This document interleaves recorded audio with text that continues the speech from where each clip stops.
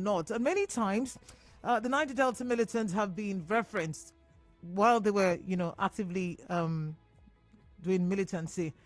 And yesterday, they came out to say, well, we also have a case. We also have a case against the federal government. And if they don't do what they're supposed to do, we will resume hostilities. Let's hear them.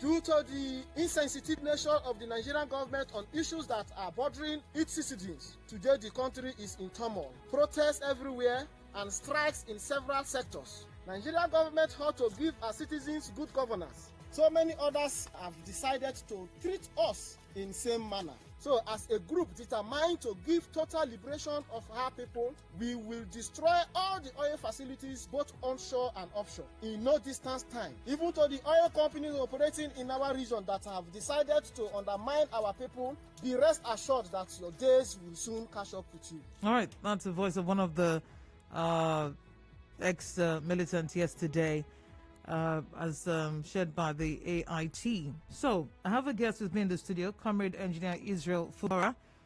We will be talking about this matter, and he's here. He is the National Director of Mobilization, Strategy, Planning and Program, and Chairman Action Committee of the Ijaw Youth Council. Good morning, sir. Thank you for your time. Thank you for having me. All right, so amnesty was given to Niger Delta militants by the President Yerodua administration. We'll get to that. But first of all, the issues that I know brought out the agitations then were issues of underdevelopment of the Niger Delta region, right? Sure. Good. So amnesty was given. I also remember that there were some foreign travels and trainings taking place. Some of them may put on stipends, although every now and then we'll hear of a protest about delays or something like that. So what is the issue again this time? All right. Thank you very much. First, let me start to say from the very beginning, as an individual, I don't even believe in the amnesty program. Oh, really? Yes, I don't do. But then, it has been a program or an idea of the government at that time to being able to use to pacify the people that actually say, come on, you've boxed us to the corner and we can no longer contain. And then people see reasons where you cannot hold too long on a ground of trying to say this thing is wrong, let it be corrected. And that comes to a compromise of that amnesty program. That by still saying, I can as well too, because my people are involved, that yes, it's ongoing. But the program, dig deep. I will leave it at your table for thorough investigative journalism.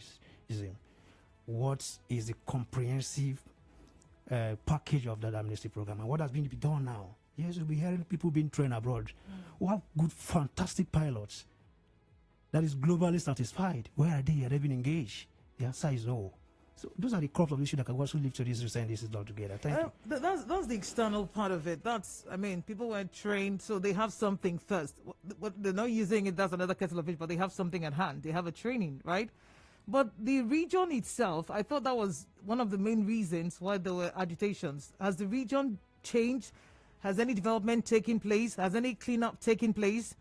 The real issues, except of course, like some people have told us, that it was never about the Niger Delta. It was never about the people. It was about a few people who have now become warlords or, gods to themselves.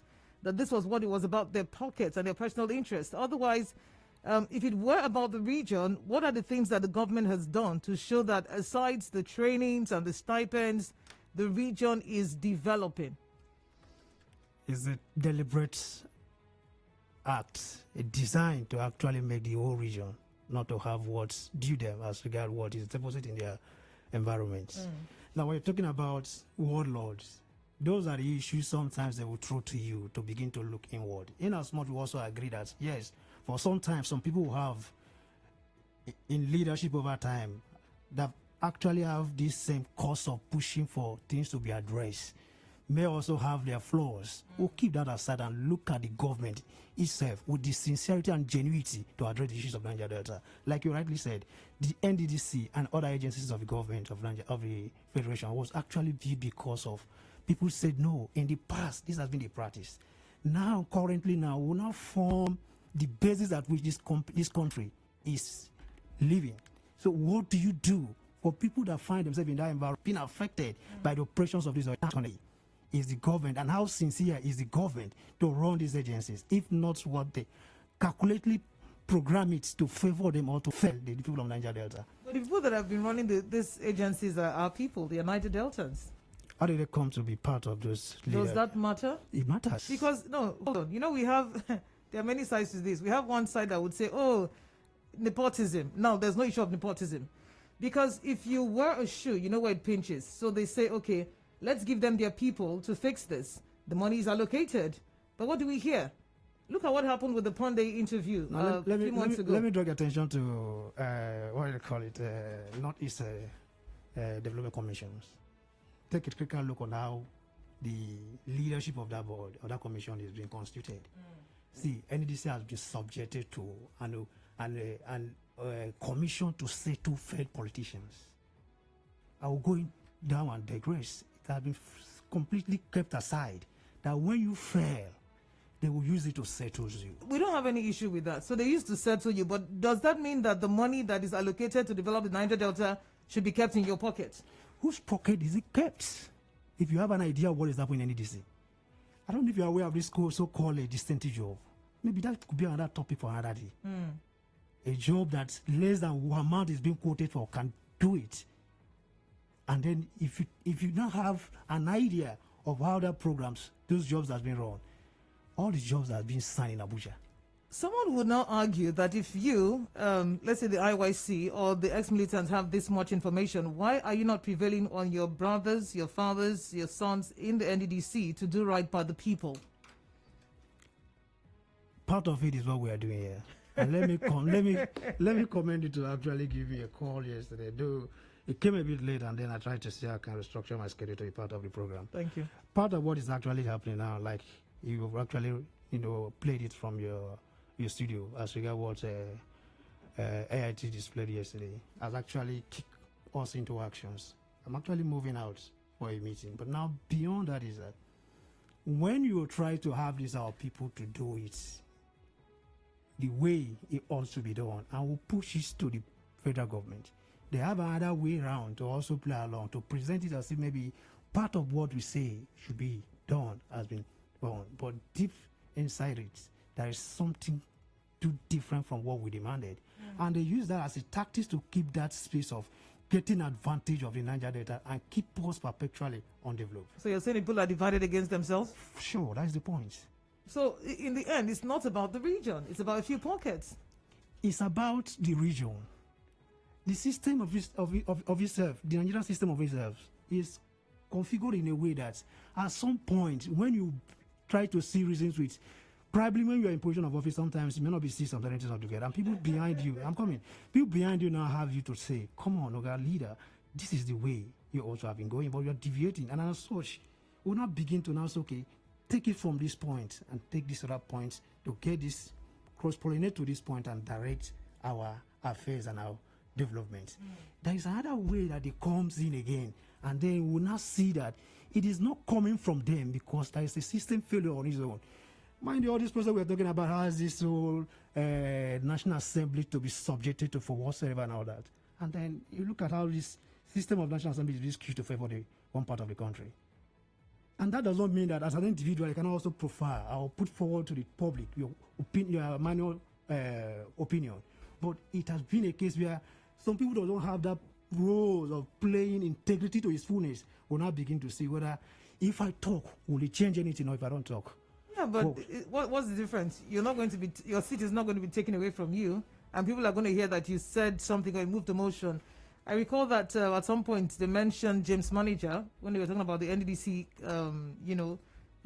the forensic audit, and also the matter of the 13% derivation. Before that gets to states. Before that, Akpabio as well. Recollect during that interview off the mic. How did they say it? Your Excellency, Minister, Akpabio said that most of the contracts were awarded, or beneficiaries were the National Assembly members. That vindicates what I've said before, that the National Assembly is also now become a system that actually enhances the failure of the development of Nigeria. Why didn't he mention the names? Of course, he just mentioned one of the names that they say he mentioned, but as much I don't agree on what people say because James Manager, as a brother, as our leader, as a father, also come in public and declare open challenge to whoever said he has a running job or a job that has been paid while he has not even gone to site. They should also have it to display before the public. And up to now, I've not been able to see that, so I leave the argument on that part. Now to issues of 13% derivatives or whatsoever, that is blackmail against the Niger Delta. Does the money not get here? What do you do? What do you do with the 87%? In as much we also have our people to say it is high time, because that is exactly what leadership, 8 ESCO of IYC is trying to do. We're going more on reaching out to past leaders for thorough and wider consultations. We're taking those inputs. But beyond that altogether, we have a template to begin to engage our people. When I said our people, I mean our governors, where this money goes to. What do you do? Outside your due allocations, 13% go to your states. What programs do you have for it going forward? As they are preparing their budget, we already draw a plan and our committee has been set up to swing into actions. But now go back again to ask the federal government. That is why I say it's blackmail. If you say 18% is not being used for something or for whatsoever, what have you used 83% to do? Yeah, but it doesn't take away 87. the fact that 13% came in. If you cannot account for the little, and I know that some governors have been calling for, I think our state governor here has been calling for more to come in, but the 13%, where does it go to? That is why I say we record and we recognize that the 13% has not judiciously used. So why is it that it looks like the agitation is not about cleaning up the house? Why are we looking outside if we have admitted that some things are going wrong inside? And I just mentioned to you. Hold on, because no matter what the federal government is going to do, they'll still channel the money through the states or the NDDC. However, in as much as I mentioned to you on this same matter, that I will see of this leadership, and I'm part of, led by Comrade before. We have already moved into action. And I said committee has been set up as a matter of even what is trending as regards issues of our brothers declaring returns to vandalizations that was. We've already moved for a ESCO meeting to begin to reach out. Okay. And again, part of it that you're going to be a serious among what we have actually been called, because the agenda has been made open already to all the ESCO members, is that committee that has been set up will now begin immediately. And going forward, when we've been able to now begin to get our people to interrogate on how they use the 13%, we can now have that moral ground to go outside. And as such, like I said too, like you who are the media, you guys who are the media, don't play more down on the side of 87% against 13%. That is my argument. Well, there's something about Sokoto and Sokoto. That's the narrative. Sokoto and Sokoto. Sokoto is here. He's the one we see. The one that we pass on the road. The one that we breathe in and breathe out. Sokoto is far. It doesn't take away the responsibility of Sokoto. But if what is in Sokoto is itching, then there's something else outside. But then again, this issue of resuming hostilities, let's get your thoughts on it. Well, part of it is what I said. We are already swinging into action to begin to reach out to our people. We cannot deny anybody, in as much we cannot also speak on their behalf. Like me as an individual who is in the studio now, I cannot also speak on their behalf. We can also deny them as well. But then, like I said, we'll swing into action to begin to reach out. But another thing again, when people said they want to fight, they want to go into war, being able to take time to look at what led to that argument. That is it. Okay. I don't want to digress, otherwise I can begin to give you a lot of issues that can actually prompt these kind of actions. I think we have a little time to take some of those issues. Okay, now, like you actually played it. One of the issues is that he talked about the oil company. About 3 years ago, the then acting president declared in open space that all companies, it was a directive to all multinationals to return their headquarters. You understand? To the local Nigerian deltas. What has it done? What has happened about that? Nothing.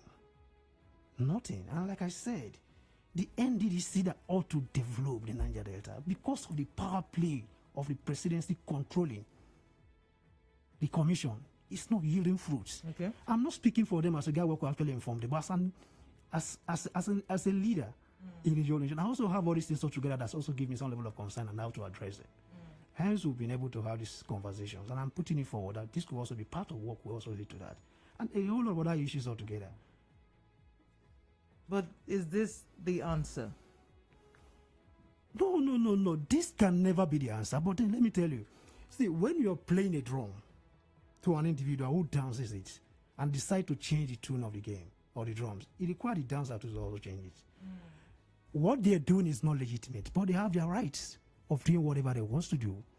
In as much they don't have a legitimate right to do that altogether, which they say they want to do it, what lead to that? That should be a cause of a point of discussions. Now, how do we begin to now address it? Those issues we are over time, I was seeing in the past leadership, in this past administration, has been raising. Look at these issues of these areas of the people that much of what this country is sustained with is being taken from, being able to provide them. I'm going to give you an example. Anything concerning Niger Delta, no value, no importance, no seriousness is being attached to it. Organic cleanup is a key example, which they also raise. Now, when the organic cleanup come, we welcome the idea. People that tend to begin to talk much about who bring it out. I say, come on, leave it and allow it to play to its full course. Let know whether the people are serious about it. But of course, we would say, okay, fine, start from there. The Ogoni will serve as an hero for the entire cleanup of the entire Niger Delta. What has it of how many years now? Ogoni cleanup has becomes a subject of mockery. If people want to be fair, or on your own, you can also make a trip to Ogoni land to see whether there's anything serious about what federal government has been saying over the years on the social media. Okay. I was going to look for Gumi, I think that's his name, the Sheikh, I believe, who was trying to also make a case for those who are causing trouble in the northern part of the country, where he was saying that we need to, let me just read it. It says they are victims they are victims of circumstance. Let me play Sheikh Gumi's voice, and then we'll open the phone lines. He should also take a cue from the governor of Kaduna State, who is against the terrorist herdsmen. No, this Governor is not of it. Kaduna This State. is not it. Okay, it's 5. For any crime, nothing can justify crime. Crime is a crime, and they are committing crime. But why? I think it's a population that is pushed by circumstances into criminality. And this is what we should look. Let's remove the pressure. Let's remove the things that made them into criminals. Because we have lived thousands of years without any problem with the nomadic herdsmen. Peaceful people. So what happened? Something happened that led them to this. So I think listening to them is very important. All right, so in the same vein, would you say that the ex-Niger Delta agitator should be listened to? Of course. All right. 0817-923-0002, 0817-923-0003, 0817-923-0009. Niger Delta ex-militants threatening to resume hostilities over the failure of the federal government to basically fix the region. Put up the radio and let's talk. Good morning. Hello, good morning. Good morning. Yeah, I'm Charles from Mbode. All right. Concerning the issue of militants threatening to attack the Dumo State, rather. To me, I see a problem internal. Because IYC as a body ought to be asking questions of our government, what they are using our money. For the first time in history, Ministry of Niger Delta was set up to look into developmental issues of the Niger Delta. And monies have been put into that ministry. And to my best of understanding, the ministers of the Niger Delta have been from and indigenous from the region. What have they been doing with the money? 30% derivation fund that is meant for oil producing areas. What are the governors have been doing with those money? No question has been asked. I am seeing the IYC as a platform of a particular political group. Why I say so is that the past president of IYC being a dance evangelist, immediately after his reign, he was appointed a commissioner. And now I'm talking to you, he has defected to APC and he has received an appointment in NDDC again. So I don't see any reason why they should resume hostility. All right. They should ask questions internally as to governors what they have been using our money for. Thank you. You want to respond to that? Okay. So let me comment the caller. I think it's part of what I've said before. Our measures and arrangement have been put in place to begin to interrogate our people internally while we also confront the external. Now, to issues of IYC being a political group, I disagree with that entirely. In as much we swear on oaths to defend your people that make us or remains us at that period of time, a political does not mean that we cannot have sympathy for a political individual who is contesting for elections or a political party. Now, when you mentioned Udens, Udens was appointed commissioner in the government after his tenure. He's come from that state. He has that right to be appointed. Now, again, it's also within his reach to swing into any political party, as it's also been in practice in this part of the world. So that does not mean that IYC belongs to a political party. Thank you. All right, thank you for calling. Thank you for that. Get back to the phone lines. Good morning. Hello, Enoh. Good morning. Good morning. Good morning, or I guess. My name is Akanto. I'm calling from Borogun. Thank you, Akanto. Yeah, well, my take is very simple, and I know I don't want you to talk about Niger Delta militant is want to resume hostility. I don't know either the Niger Delta is only for a just group or a particular state or one particular or two states that are agitating for this hostility against the marginalization or what is going on now. My concern is that what about our stakeholders, our leaders who have been appointed to mount that intervention unit agency called NDDC? Many persons, personalities from a particular state or some state have been appointed. Rather for to really proceed for Niger Delta to develop our people, we are talking about development. Using the money for phone fare, even for marriage, for occasional training. And again, you should encourage you to know that the finger has been pointed to prominent Niger Deltans who have found money meant for development of our area. And up to today, with none of these people are all for question. Are we talking about the federal government? Is the problem from Niger federal government or for our people? All right. It is high time to call our people to order. Thank you, and God bless you. Thank you for calling. Good morning. Put Yeah, off the radio, good morning, please. Enoh. Yeah, let's hear you. Yeah, I'm the mayor. Osaro Justice, the mayor. Well, I want to say, first and foremost, that the people of the Niger Delta have not done well enough with what has been given, the 13%. We can't, for one day, come up now to say, this is the outcome of this 13% derivation. And I want to say we have a lot of problems in the Niger Delta, challenges that needed solution, and the solution is with us. People of the Niger Delta have the solution, and this solution comes as a script that is just written to enrich oneself. It's for personal gratification.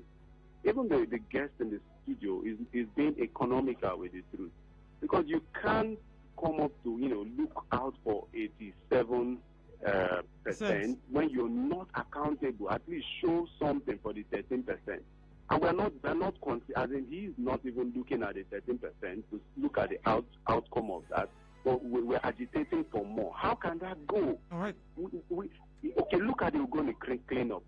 People manning all these programs are from Niger Delta, and they are enriching themselves. Now they're coming up with another agitation, threats for another agitation. It's just to enrich themselves. Right. Former agitations, what has actually come out? And let us tell ourselves the truth rather than just coming up to play script and defending or not speaking against the government that has not been accountable to these things. Let us tell ourselves the truth. We are being treated the way we are treated because of the way we position ourselves and we present ourselves to the Northerners and every other parts of the Nigeria. All right. So I think we should tell ourselves the truth. All right. Thank you, Mayor, for calling. Please respond. Then we have the commercial. Okay. break. I think the main point that is that I'm being economical about the truth. But it all depends on how you look at it from your own point of view. In as much I can actually say that we have our own internal mechanisms or measures we put in place. The committee has also going to be inaugurated to swing into action, should begin to interrogate our people internally. We also start the same thing altogether. But then, like I said, I don't know why we find it difficult to sometimes see things from another perspective of an individual who see things deeply beyond what it has been in initials. What I mean is, over time, it has always been this caption of 18%. What have you been doing about it? What have you been doing with it altogether? we're not in any way say governor make use of it the way you want, choose the way you want to. No, use it to the area where those money belongs to. But again, let's also ask a question to the center. 87%, what have you been doing with it? We want to see the praise of federal government in the Niger Delta. Have you seen anyone in this part of government? It's not fixing. Huh? You're building the road, no, but you're fixing the east-west road that your brother could not complete. I blackmail. All right. Commercial will play. Talking with Comrade Engineer Israel Fubara. He's the National Director of Mobilization and Strategy Planning and Program Chairman, Action Committee of the Ijaw Youth Council. Stay tuned. You are tuned in to 92.3. Connect with your customers. Advertise on 92.3 Nigeria Info. Visit our downtown office at Shop 9, Mediatrix of All Gracies Plaza, opposite FIRS, Stadium Road, Port Harcourt, and book your commercials. Call 0817-001-8162. That is 0817-001-8162. And let us connect you to your customers. We crossfire in the morning. Crossfire in the morning. Get into the midday dialogue and tell you about the hard facts, and then let's talk into the chat station. All for you on 92.3 Nigeria Info. We crossfire in the morning. Crossfire in the morning. Get into the midday dialogue and tell you about the hard facts, and then let's talk into the chat station. All for you on 92.3 Nigeria Info. We crossfire in the morning. Crossfire in the morning. Get into the midday dialogue and tell you about the hard facts, and then let's talk into the chat station. All for you on 92.3 Nigeria Info. We crossfire in the morning. Crossfire in the morning. Get into the midday dialogue and tell you about the hard facts, and then let's talk into the chat station. All for you on 92.3 Nigeria Info. We crossfire in the morning. Crossfire in the morning. Get into the midday dialogue and tell you about the hard facts, and then let's talk into the chat station. All for you on 92.3 Nigeria Info. We crossfire in the morning. Crossfire in the morning. Get into the midday dialogue and tell you about the hard facts, and then let's talk into the chat station. All for you on 92.3 Nigeria Info.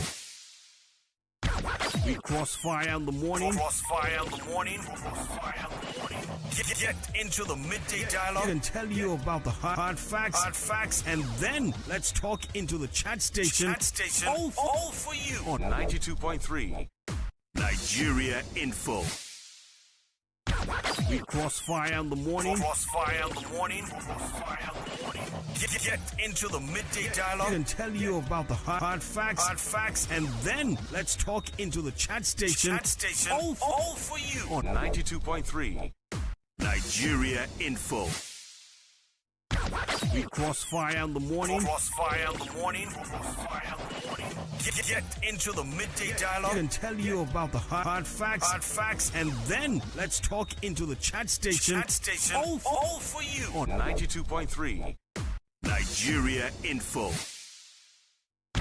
We crossfire in the morning. Crossfire in the morning. Get into the midday dialogue and tell you about the hard facts, and then let's talk into the chat station. All for you on 92.3 Nigeria Info. We crossfire in the morning. Crossfire in the morning. Get into the midday dialogue and tell you about the hard facts, and then let's talk into the chat station. All for you on 92.3 Nigeria Info. We crossfire in the morning. Crossfire in the morning. Get into the midday dialogue and tell you about the hard facts, and then let's talk into the chat station. All for you on 92.3 Nigeria Info. We crossfire in the morning. Crossfire in the morning. Get into the midday dialogue and tell you about the hard facts, and then let's talk into the chat station. All for you on 92.3 Nigeria Info. We crossfire in the morning. Crossfire in the morning. Get into the midday dialogue and tell you about the hard facts, and then let's talk into the chat station. All for you on 92.3 Nigeria Info. We crossfire in the morning. Crossfire in the morning. Get into the midday dialogue and tell you about the hard facts, and then let's talk into the chat station. All for you on 92.3 Nigeria Info. We crossfire in the morning. Crossfire in the morning. Get into the midday dialogue and tell you about the hard facts, and then let's talk into the chat station. All for you on 92.3 Nigeria Info.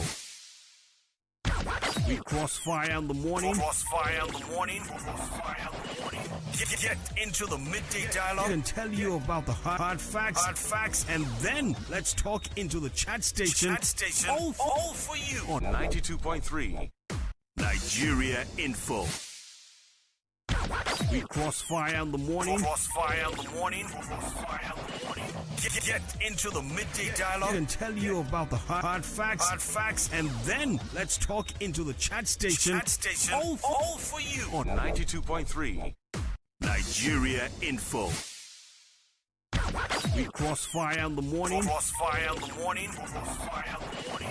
Get into the midday dialogue and tell you about the hard facts, and then let's talk into the chat station. All for you on 92.3 Nigeria Info.